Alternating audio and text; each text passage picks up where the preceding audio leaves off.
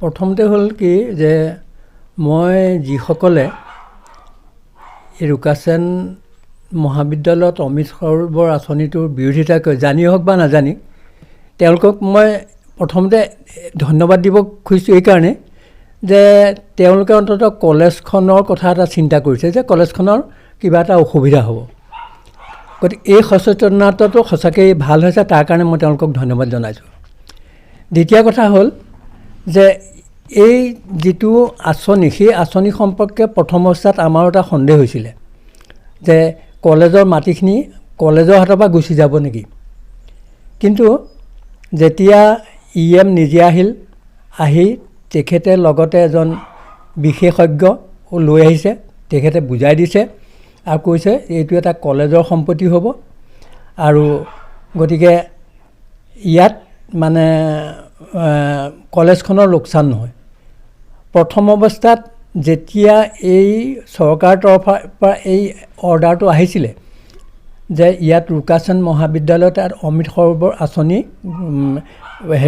হেৰি হ'ব, গ্ৰহণ কৰা হৈছে, তেতিয়া প্ৰিন্সিপালে মোক মাতি পেলাই ক'লে যে ছাৰ এনেকুৱা এটা হেৰি আহিছে যে গভৰ্ণিং বডিৰ পৰা এটা ৰিপৰ্ট। মই তেতিয়া ক'লোঁ যে নহয়, গভৰ্ণিং বডিৰ ৰিপৰ্ট নহয়।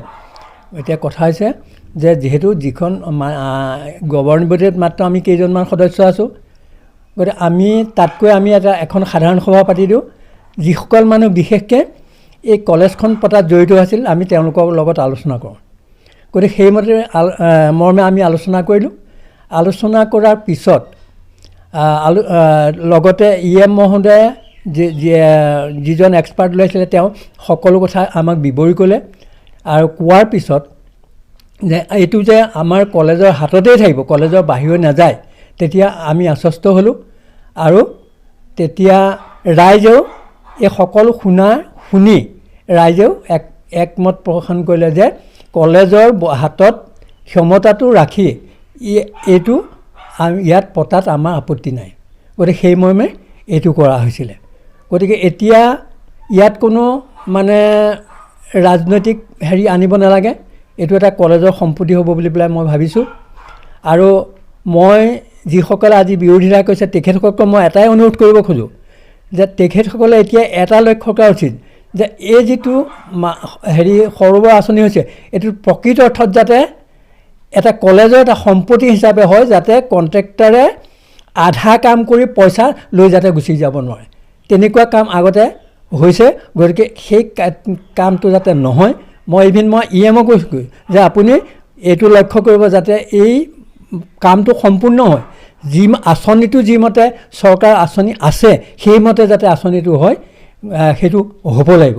গতিকে মই এতিয়া যিসকলে বিৰোধিতা কৰিছে মই তেখেতসকলক কৰজোৰে অনুৰোধ কৰিছোঁ, তেখেতসকলে এইটো লক্ষ্য কৰক যাতে এই আঁচনিটো সম্পূৰ্ণৰূপে ইয়াত ৰূপায়ণ হয়, যাতে কোনো ইয়াত মানে ফাঁকি দি পেলাই যাতে মানে কামটো কৰি যাব নোৱাৰে। গতিকে তাৰ কাৰণে তেখেতসকলক মানে সচেষ্ট হ'ব বুলি পেলাই মই আশা ৰাখিছোঁ, তেখেতলোকক মই অনুৰোধ জনাইছোঁ। ছ'চিয়েল মিডিয়াত মানে এইবিলাক ক'ব পাৰে, এইটো সকলোৰে বেলেগ বেলেগ স্বাৰ্থ থাকিবতো ক'ব পাৰে, কিন্তু আমি ৰাজহুৱাভাৱে আমি যিটো দেখিছোঁ, আমাৰ ৰাজহুৱা সিদ্ধান্তটো আচল সিদ্ধান্ত।